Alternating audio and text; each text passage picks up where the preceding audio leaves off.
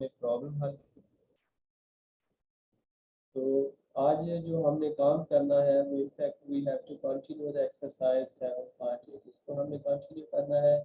तो just for revision का अभी तक हमने क्या सीखा है कि जो अभी तक हमने लर्न ये किया है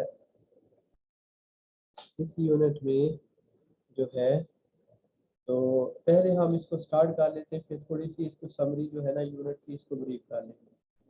तो अभी जो है हम क्वेश्चन नंबर 4 करते हैं इस एक्सरसाइज का। क्वेश्चन नंबर 4 में इस तरह से है कि 2 कॉइन्स आर टॉस्ड। आप देखें, दो कॉइन को इकट्ठा टॉस किया गया है, तो find the probability that the event appears in the first dots are same faces and in the second, यानी यानी head in the first appear. अब देखिए, जब आपने कॉइन को टॉस किया है ना दो को, या एक को डबल टॉस कर दिया है, तो ये आ जाएगा एच टी, और इसके बाद इसकी क्या बनेगा, एच के साथ हेड के साथ दूसरी दफा टॉस किया तो हेड भी आ सकता है और हेड के साथ टेल भी आ सकती है, ठीक है। और इसी तरह इसको जब आपने किया तो टी के साथ हेड भी आ सकता है और टी के साथ टी भी आ सकता है।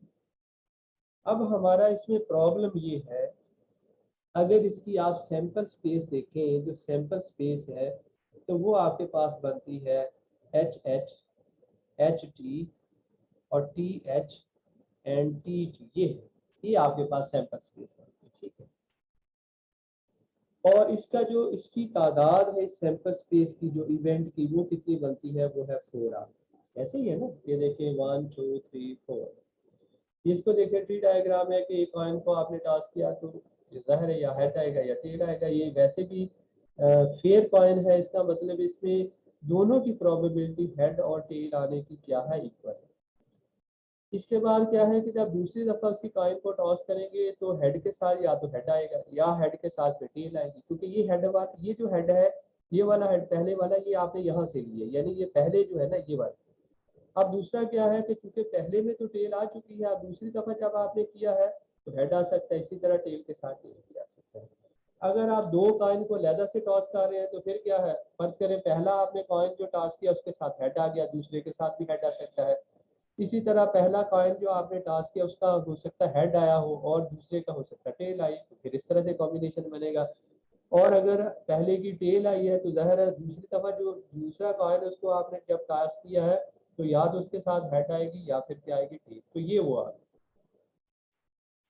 अब इसके बाद आगे चलते हैं। उसने कहा है अब जो इवेंट ए है इसको हम रिप्रेजेंट कर लेते हैं इवेंट ए, जो पहला है, ठीक है ना। जिस अब उसमें उसने क्या कहा है कि पहला जो फर्स्ट अपीयरेंस है वो हेड हो।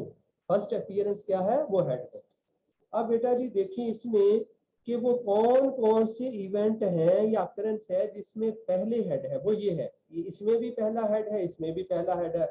इसके अलावा तो देखिए पहला हेड नहीं है ना, तो फिर इसमें क्या आएगा, एच एच और एच टी, ये आएगा जो पहली अकरेंस है, ठीक है ना, यानी इवेंट ए जो है।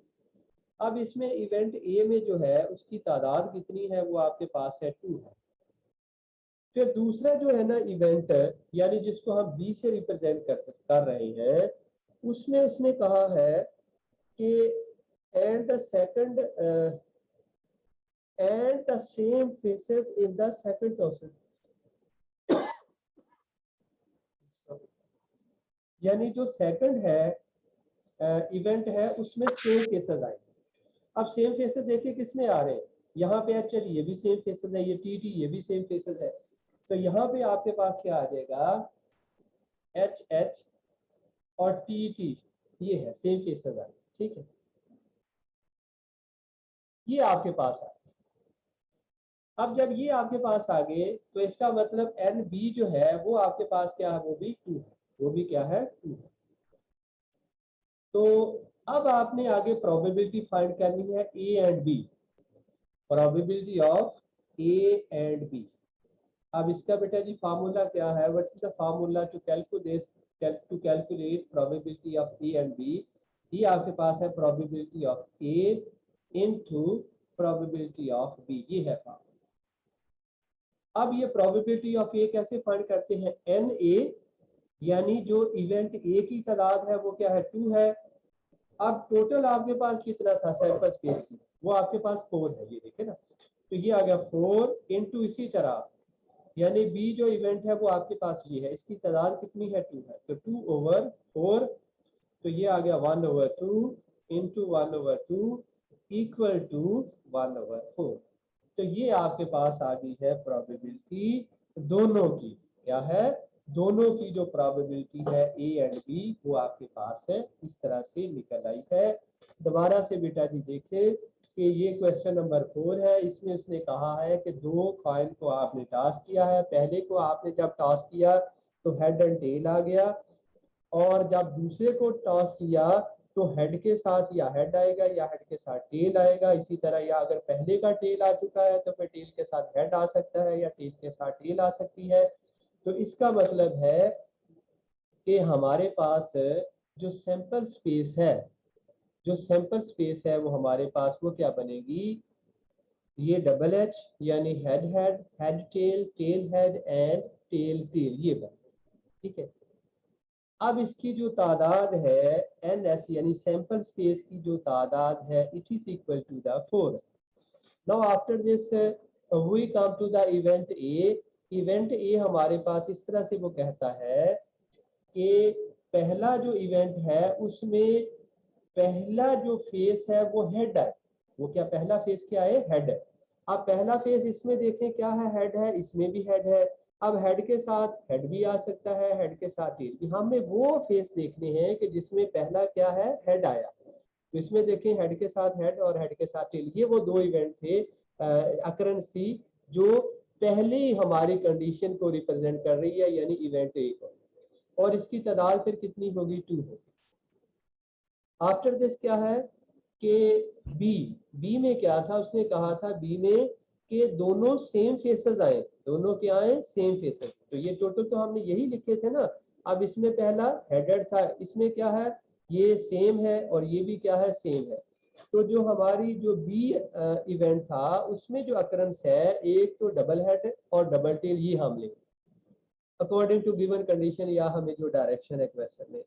तो इसकी जो है एन बी वो कितनी होगी, वो भी 2 हो गई। तो नो यू नो दैट के जो फार्मूला जो कैलकुलेट ए एंड बी, उसकी जो प्रोबेबिलिटी है वो क्या होती है, वो इक्वल टू होती है P of A into P of B. तो so you have to put the probability of A and probability of B.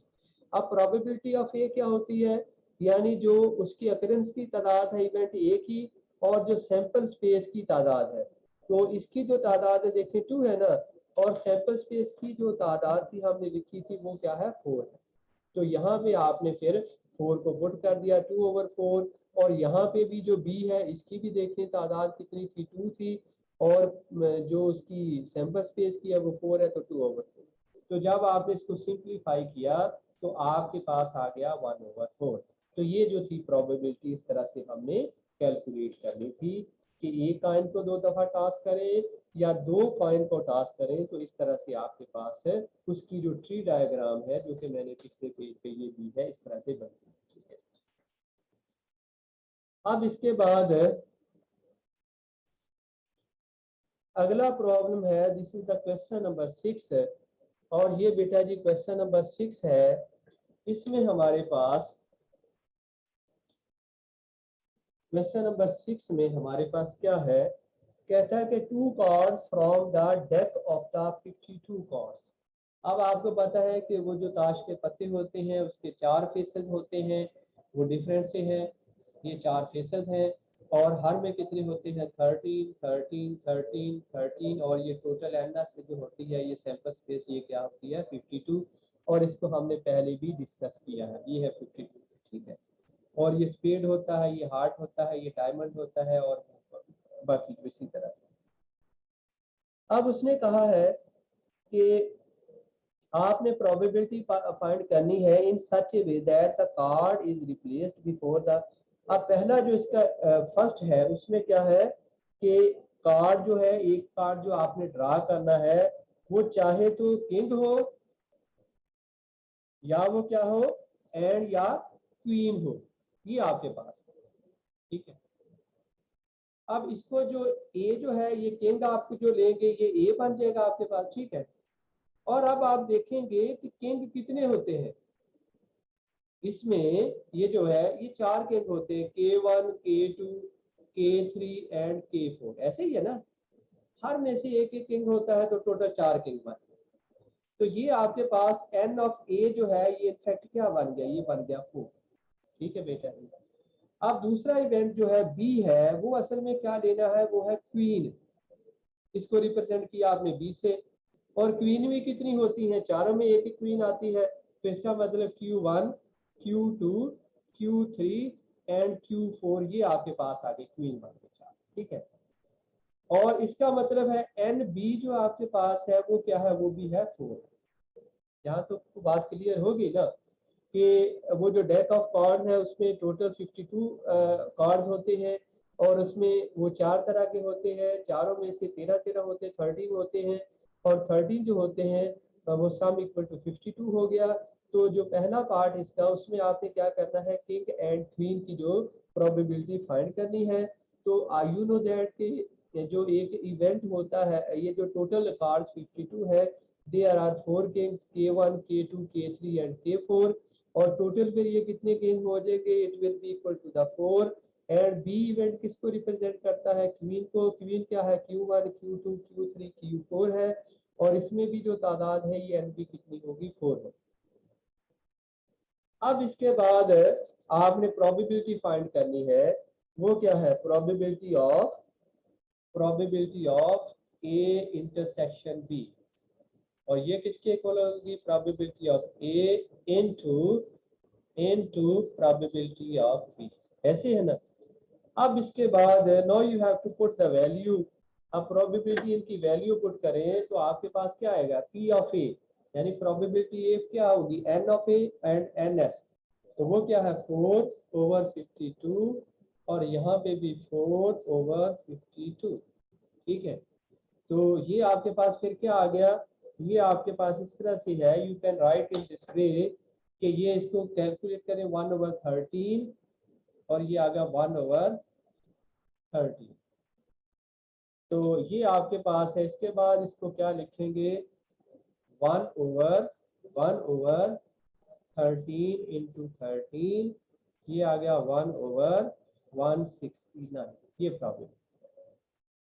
इस तरह से आपने इसको हल करना है। देखा आपने कि बहुत सिंपल सा क्वेश्चन है। कि अब इसका एक सेकंड पार्ट भी है। जो सेकंड पार्ट है आपके पास है, वो आपके पास क्या है, सेकंड पार्ट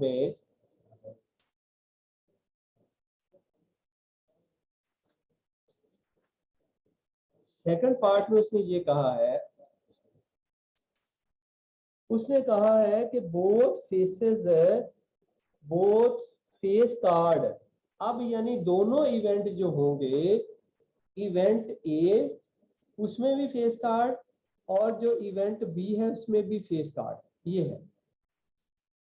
अब मुझे बताएं कि ये फेस कार्ड कितने बनते हैं, फेस कार्ड कितने बनते हैं, फेस कार्ड कितने बनते हैं, फेस कार्ड बनते हैं n इक्वल टू क्या होगा 12 का, और इसी तरह NB क्या होगा, वो भी 12 होगा। कैसे, इसमें 4 किंग, 4 किंग से मतलब कितना है, K1 K2 K3 K4, इसी तरह 4 क्वीन एंड क्या होगा 4 जैक, ठीक है। इसी तरह इधर भी 4 किंग 4 क्वीन और 4 जैक। अब ये जो 4 लिखा है इसका मतलब बेटा ये कोई नाम नहीं, इसका मतलब इनफैक्ट क्या है, K1 इंटू K2 इंटू नहीं बल्कि K1 K2 K3। अगर इसको मैं ऐसे लिखूं तो ये क्या बनेगा, ये ऐसे है K1 K2 K3 K4 Q1 Q2 Q3 Q4 J1 J2 J3 J4, ऐसे। तो ये कितने बनते हैं, 12 बनते हैं, ये आपने ध्यान में रखा, ठीक है। और सिमिलरली इसी तरह अगर इधर लिखेंगे तो ये क्या बनेगा, K1 K2 K3 K4 Q1 Q2 Q3 Q4 J1 J2, J3, J4, ये कितने मान के 12 मान, ठीक है। अब इसकी हमने प्रोबेबिलिटी फाइंड करनी है, तो प्रोबेबिलिटी क्या है, अब जो प्रोबेबिलिटी आपके पास है वो क्या है, P of A and B, और ये किसके इक्वल है, probability of A probability of B, ये ठीक है। अब इसमें प्रोबेबिलिटी ऑफ A क्या होगी, NA क्या आपके पास है 12 है, ओवर, आप देखें कि इसमें टोटल जो है यहाँ पे NS तो आपने पहले पीछे भी लिखा था, ये जो सैंपल स्पेस है वो तो 52 का ऑड ही है ना, इसी तरह से रहेगी, इसके नीचे क्या आ जाएगा 52, और यहाँ पे फिर 12 ओवर, क्योंकि भाई सेम अकरेंसेस में 52, और after this we have to simplify, जब इसको सिंप्लीफाई करेंगे तो आपके पास क्या आएगा, ये आ जाएगा 12 ओवर 3 ओवर 13, इधर भी 3 ओवर 13, तो ये आपके पास क्या आ जाएगा 9 ओवर 169, ये 9 ओवर 169 ये आपके पास है। तो ये समझ आ गई। सेकंड पार्ट में देखें कि ये NS इसी तरह था, ये इवेंट में उसने कहा कि सारे फेस कार्ड का मतलब है फेस में कौन सी फिगर होती है, या तो किंग की होती है या क्वीन की या जैक की, तो 4 किंग क्या बनेंगे, K1 K2 K3 K4, Q1 Q2 Q3 Q4, J1 J2 J3 J4, और टोटल ये कितने मान जाएंगे 12। इसी तरह P में उसने कहा कि दोनों में सेम इवेंट है, तो इसमें भी 4 किंग 4 क्वीन 4 जैक, ये जैक है, ठीक है ना।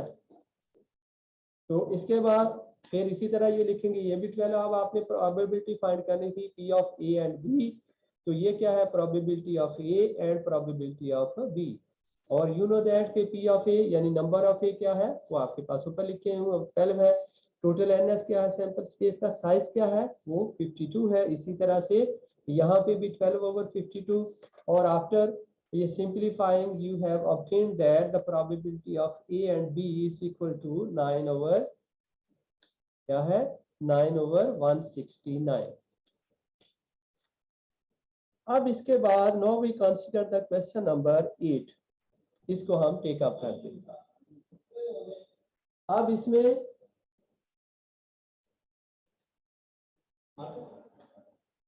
क्वेश्चन नंबर 8, जो क्वेश्चन नंबर 8 है इसमें हमारे पास क्या है, क्वेश्चन नंबर 8 कहता है find the probability that the sum of the dots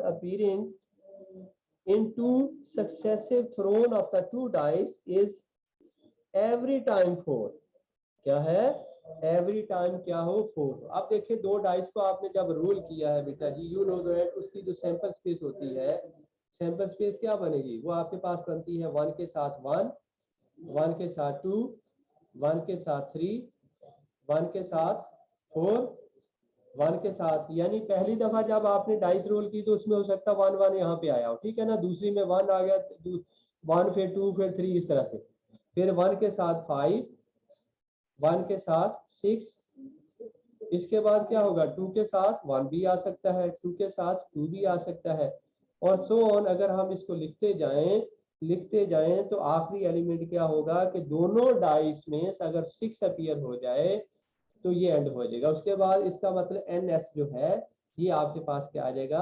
36 आ जाएगा, ठीक है। अब इसके बाद अगला क्या है कि वो कहता है कि इवेंट A जो है ना, उसमें जो दोनों डाइस की अपीयरेंस है उनका सम क्या हो जाए, 4। अब देखिए ए इवेंट है, ए में अकरेंस क्या है 4, कैसे बनते हैं आप देखें, अगर 1 और 3 करें तो क्या बनेगा, अगर इसी तरह 3 और 1 करें, ठीक है, और इसी तरह 2 और 2 करें तो ये आपके पास आ जाएगा, ठीक है। और इसके अलावा कैसे होगा, ये आपके पास कहता है कि एवरी टाइम्स, ये आपके पास सॉरी ये 7 है, आई थिंक सो कि ये 7 लिखा हुआ, ठीक है ना। तो 7 अगर होगा कि हर दफा वो क्या है, उनका जो सम है वो क्या आ जाएगा 7। तो ये 7 के लिए आपने क्या लिखना है, 7 बनाने के लिए क्या होगा बताएं, शाबाश। 7 कैसे बनेगा, 2 के साथ पहले 1 के साथ क्या बनेगा 6, और 6 के साथ 1, 7 बनता है ना दोनों का सम। इसी तरह 2 के साथ 5 और 5 के साथ 2, ठीक है। और इसी तरह 3 के साथ 4 और 4 के साथ 3, ये है। इसके अलावा मुझे बताएं कि कोई दो डाइस पे जो दो नंबर अपीयर होते हैं उनका सम इस तरह से। तो ये आपके पास 1 2 3 4 5 6, तो इसका मतलब एन ए जो है वो आपके पास क्या है, वो है 6। अब उसने कहा है कि दोनों दफा, इसका मतलब जो बी इवेंट है उसमें भी सम यही आप लेंगे जो आपके पास है 1 6, यानी दोनों दफा उसने कहा सम क्या हो, यही हो, यानी 7 ही आए।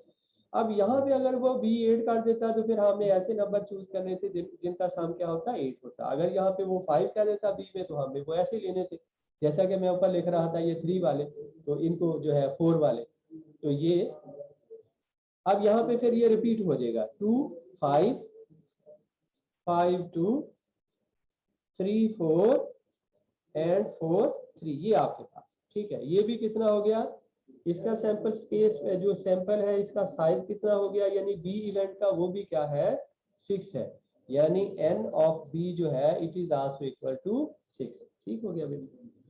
अब देखें you have to probability of, ये देखिए 7 एंड 7, ऐसे भी लिख सकता हूं मैं इसको, और probability of A and B, यानी ए और बी को ये आपने किससे रिप्रेजेंट किया 7 की, सम जिनका 7 हो, और इसको आप लिखेंगे probability of A into probability of B, और आप देखिए एन ए, पहले क्या लिखेंगे एन ए, एन क्या है, ए क्या है 6 है, एन एस क्या है वो 36 है, इनटू प्रोबेबिलिटी ऑफ बी लिखने के लिए N A N B, sorry N B क्या है वो भी 6 है, और प्रोबेबिलिटी ऑफ एन एस क्या है वो भी 36 है।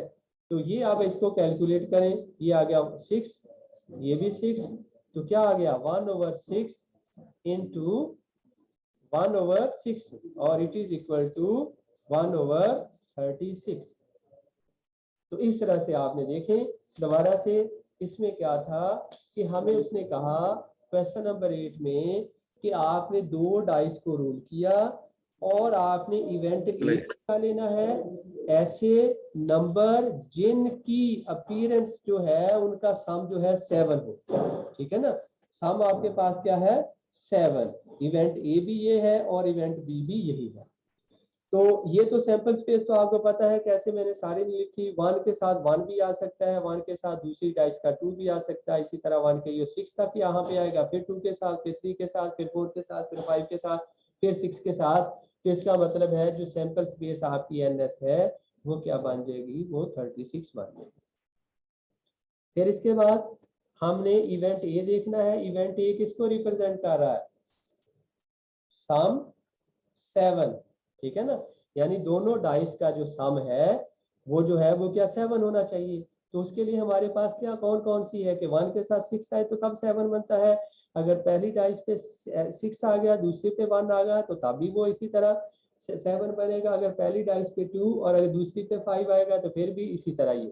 तो ये टोटल जो है इसका साइज जो बनता है इवेंट ए का वो 6 बनता है। इसी तरह क्योंकि दूसरी में भी ये बी जो है वो भी क्या है सम 7 आए, ठीक है, तो इसमें भी फिर ये सेम आ जाएगा, तो ये इसमें उसी तरह से ये भी 7 और इसका साइज भी क्या बनेगा, फिर देखिए इसका साइज भी बन गया आपके पास 6 बन गया। तो अब आपने प्रोबेबिलिटी ऑफ 7 एंड 7 या probability of A and B which is equal to probability of A into probability of B which is equal to 6/36, और ये भी 6 क्योंकि इसका साइज 6 है, इसका साइज 36 है, और इसका साइज जो है यानी जो बी जो आपके पास है सैंपल उसका जो है वो ये है, तो 6 और ये, तो इसको सिंप्लीफाई किया तो you have obtained that the probability of A and B equal to 1/36। तो ये आपने देखें कि इसमें से अभी तक हमने को 3-4 क्वेश्चन तो कर लिए हैं, 4 क्वेश्चन किए हैं, जो कि एनफ है। तो ये मेरा ख्याल बाकी जो है रिमेनिंग आप कर लें। एक क्वेश्चन नंबर जो 10 है, बाकी तकरीबन सारे हो जाएंगे। क्वेश्चन नंबर 10 मैं देख देता हूँ। ये क्वेश्चन नंबर 10 है और इसके बाद बाकी आपने अगर कोई रह गया तो you have to take up, ठीक है ना। ये बड़े इंटरेस्टिंग क्वेश्चन है। अब कहता है एक बैग है जिसमें जो है ना वो आपके पास इस तरह से है 8 रेड है, ठीक है। तो अगर आप सैंपल स्पेस देखें तो आपके पास क्या होगी फिर, वो जो सैंपल स्पेस है एन एस वो क्या है, वो 8 रेड प्लस क्या होगा 5 वाइट बॉल प्लस 7 क्या है ब्राउन है या ब्लू है जो भी है, ठीक है ये है। तो इसका शायद 8 5 प्लस कितना हो गया 13, 13 प्लस 7 ये 20 हो, ठीक। एन एस आपके पास। अब उसने कहा है कि 3 बाल आपने सिलेक्ट करने हैं और उनमें से क्या होगा कि प्रोबेबिलिटी ऑफ रेड, पहला रेड हो, दूसरा व्हाइट हो, तीसरा ब्लू हो, तीसरा ब्लू उसकी प्रोबेबिलिटी। तो इसका मतलब है कि आपने ये फाइंड करना है probability of red intersection white intersection blue, ये है। इसका मतलब क्या होगा कि probability of red into probability of white into probability of blue, ये एक एक बॉल आपने इनमें से सिलेक्ट करना है, ठीक है। अब जब आपने एक बार सिलेक्ट करना है तो वो किस में से आएगा, टोटल रेड तो 8 है ना। अब एन आर जो है वो आपके पास क्या है, वो 8 है। एन डब्ल्यू जो है वो आपके पास क्या है, वो 5 है। एन बी जो है ब्लू वो आपके पास क्या है, वो 7, ठीक है। अब इसकी प्रोबेबिलिटी लिखें। अब एक बॉल की प्रोबेबिलिटी क्या होगी 8/20, 8/20 रेड के लिए मल्टीप्लाई ये प्रोबेबिलिटी ऑफ व्हाइट क्या होगी 5/20 और ये जो आपके पास ब्लू की प्रोबेबिलिटी क्या होगी, ये होगी 7/20 किया। अब इसके बाद आपने इसको सिंप्लीफाई करना है तो इसको लिखते मल्टीप्लाई कर दें, इसको सिंप्लीफाई कर लें। सिंप्लीफाई करेंगे तो आपके पास क्या आएगा, ये देखें 5 तो इसको तो कैंसिल कर सकते हैं 5 4 था, ठीक है। ये 4 पे कर सकते हैं 4 2 और ये कितना आ जाएगा 4 5, ठीक है। और इसके अलावा अब आगे देखें ये भी कैंसिल होता है 2 and 2, तो ऊपर क्या आता है, ऊपर सिर्फ 7 बचता है। ऊपर आ गया आपके पास 7 तो ये आपके पास आ जाएगा इक्वल टू 7/7 ये देखिए डिनोमिनेटर में क्या क्या है 2 and 5 10 आ गया, 10 and 2 क्या आ गया 22, ये आ गया 200, ये आ गया आपके पास। ये है प्रोबेबिलिटी जो आपने कैलकुलेट करनी थी। तो यहाँ तक अभी जो है हमने प्रोबेबिलिटी ये जो यूनिट नंबर है इसको अभी तक हमने फिनिश कर लिया है। और इसमें जस्ट मैं एक समरी आपको दे देता हूँ, थोड़ी सी रिवीजन करवा देता हूँ कि यूनिट नंबर जो 7 है, यूनिट नंबर 7 जो है इसमें अभी तक हमने उसकी जो रिवीजन है वो बेटा जी क्या है, इसमें सबसे पहले आपने फैक्टोरियल क्या सीखा है, फैक्टोरियल। फैक्टोरियल में क्या था बताएं शाबाश, कि n फैक्टोरियल से मराद क्या है, n into n minus 1 n minus 2 and so on after all क्या 2 इंटू 1 आ जाएगा, ये आपके पास है। और अगर आपके पास ये 5 फैक्टोरियल एग्जाम्पल है तो इसको आप कैसे सिंप्लीफाई करते थे 5 into 4 into 3 into 2 into 1 which is equal to ये क्या बनता है 20 इंटू 6 120, ठीक है। इसी तरह किसी भी नंबर का आप फैक्टोरियल ले सकते हैं और उसको सिंप्लीफाई कर सकते हैं। और इसके अलावा हमने जो पहली एक्सरसाइज थी इसमें नंबर 1 हमने फैक्टोरियल की कैलकुलेशन सीखी थी कि हमने कैसे उसको कैलकुलेट करना है। नंबर 2 आपने ऐसे सीखा था कि अगर कोई एक्सप्रेशन है तो उसको हम फैक्टोरियल में किस तरह से एक्सप्रेस कर सकते हैं। अब इसमें जो दूसरी बात थी वो क्या थी, सेकंड जो स्टेप था वो आपके पास ये था कि परम्यूटेशन का फार्मूला NPR। इसमें क्या था कि n फैक्टोरियल और इसके अलावा n माइनस r फैक्टोरियल, ये फार्मूला था जो आपने अप्लाई किया था और डिफरेंट जगह पे इसको आपने यूज किया था। इसके बाद तीसरी जो बात आपने वहां पे सीखी थी, तीसरा जो टास्क है या ऑब्जेक्टिव है we have learned in the unit number 7 वो क्या था, n ऐसे अगर लिखा हुआ हो तो इसका मतलब क्या होता है NCR यानी n का r के साथ कॉम्बिनेशन, और ये किसके इक्वल होता है formula, n factorial over r factorial into n minus r factorial. ये बातें सीखी है ना हमने। इसके अलावा अब यहाँ पे ये कॉम्बिनेशन, इससे हमने काफी इंपॉर्टेंट क्वेश्चन किए थे और मैंने कहा था कि ये रिवीजन है, जैसे आपने कई जगह पे n और r फाइंड करना था, और एक उसमें से मैंने किया था और एक थोड़ा सा लेंथी पार्ट था, वो मैंने कहा था कि आपने खुद से करना है और वो बड़ा इंपॉर्टेंट है। और उसमें क्या था, 3 रेशियो आपको गिवन थी और 3 रेशियो से आपने 2 फ्रैक्शन बनानी थी, दोनों फ्रैक्शन दोनों तरफ इक्वल होनी थी, और दोनों फ्रैक्शन से आपने फिर 2 इक्वेशन कॉन्स्टिट्यूट करनी थी, और दोनों इक्वेशन जब कॉन्स्टिट्यूट हो जाएंगी तो उसमें आपके पास क्या था, 2 अननोन थे, n और r, वो दोनों ज़ाहिर है अगर कोई 2 अननोन हो तो उनको हल करने के लिए 2 आपके पास इक्वेशन होनी चाहिए जो आपने लेके आगे हल करना था। इसके बाद अगला जो हमारा टास्क था, तीसरी बात, उसमें बेटा जी क्या था कि प्रोबेबिलिटी क्या थी, प्रोबेबिलिटी। उसमें क्या है कि n of A event over ns ये है, यानी कोई सैंपल स्पेस होगी उसकी तादाद, और ऊपर आपके पास क्या है, जो इवेंट है जिसकी आपने प्रोबेबिलिटी फाइंड करनी है। जैसा कि मैं एग्जांपल दे देता हूं कि आपने एक कॉइन को टॉस किया तो उसकी जो सैंपल स्पेस होगी वो क्या होगी, या तो हेड आएगा या टेल आएगा, ऐसे ही है ना, एक दफा सिर्फ आपने इसको टॉस किया। अब अगर आपने ये प्रोबेबिलिटी, अगर ए को आप एच ले ले, हेड है, और उसकी प्रोबेबिलिटी क्या है, एच है, वो क्या है 1 है, ये एन इक्वल टू क्या है 1 है, यहाँ पे एन एस किसके इक्वल है, ये 2 के इक्वल है, ऐसे है। तो यहाँ पे ये 1 के इक्वल है ना, यानी एन ए भी आपके पास क्या है 1 है, ठीक है। इसी तरह अगर बी आप रिप्रेजेंट कर दें प्रोबेबिलिटी ऑफ टेल, ठीक है, और इसको आप किससे, ये टेल ही आएगा, एक इवेंट है और इसकी जो है ये 1 के इक्वल है, और या एन बी आपके पास वो क्या आएगा, वो भी 1 है। तो अब मुझे बताएं कि how you can calculate the probability of head और ए और द प्रोबेबिलिटी ऑफ टेल और बी, वो कैसे होगा, वो फार्मूला क्या है, probability of head equal to probability of A equal to क्या होगा, क्या होता है, N A over N S.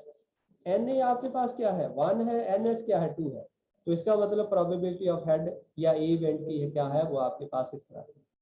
इसी तरह प्रोबेबिलिटी ऑफ जो टेल है या प्रोबेबिलिटी ऑफ बी है, वो कैसे है, एन बी डिवाइडेड बाय क्या होगा, एन एस, और वो भी क्या होगा 1/2 है। तो ये जो है, इसके बाद जो अगली बातें हमने सीखी थी वो थी प्रोबेबिलिटी ऑफ ए और B equal to probability of, यानी अगर वर्ड उसने कहा है प्रोबेबिलिटी ऑफ ए और बी फाइंड करें तो इसको आप इस तरह से भी रिप्रेजेंट करते हैं, ऐसे यूनियन का साइन यूज करेंगे। और इसकी प्रोबेबिलिटी क्या होती थी, probability of A plus probability of B minus probability of A intersection B, ठीक है, ऐसी है ना बेटा। अब इसमें अगर इनमें कॉमन है, जैसा कि इसकी मैं अगर एक एग्जांपल दे दूं आपको, एक एग्जांपल दे दूं कि ये सैंपल स्पेस आपके पास क्या है, डाइस को रोल किया। अब जब एक डाइस को आप रोल करते हैं तो वो उसकी अकरेंस क्या होती है, या तो 1 या 2 या 3 या 4 या 5 या 6, उसके 6 फेसेस होते हैं ना। तो ये आएगा एक क्यूब जो आप उसको रोल करते हैं, जिसको हम लूडो का दाना कहते हैं, ठीक है। अब इसका एन एस क्या है बताएं शाबाश, वो है 6। अब अगर वो ये कहता है, मैं ये बता रहा हूँ कि एक वो कहता है, एक इसको रिप्रेजेंट कर रहा है इवन को, इसको रिप्रेजेंट कर रहा है इवन नंबर को, तो यहाँ पे ये 3 आ गया, एन ए आपके पास क्या है, ये आ गया 3। ये क्या है, अकरेंस ऑफ इवन नंबर, एक किसको रिप्रेजेंट कर रहा है, इवन नंबर। अब इसी तरह से वो कहता है कि जो बी है, बी आपके पास क्या है, occurrence of more than 3 number, more than 3, more than 3 का मतलब क्या होगा, 4 5 एंड 6। ये मैं लिख देता, बी क्या है, मोर देन 3, ठीक है। और ये जो आपके पास ए है, ये क्या था, इवन नंबर, ठीक है। तो अब इसकी प्रोबेबिलिटी फिर पी ऑफ ए और बी क्या होगी, अब इसमें ए इंटरसेक्शन बी देखें, वो भी आता है कॉमन, ए इंटरसेक्शन बी क्या आता है, वो आपके पास सेट बनता है, कौन सा कॉमन है, ये देखिए 2 नंबर कॉमन 4 और 6 है। तो प्रोबेबिलिटी ऑफ यानी इसमें एन ए इंटरसेक्शन बी क्या होगा, वो हो गया 2। तो अब इसमें जो प्रोबेबिलिटी ऑफ ए और B equal to P A union B equal to क्या है, पी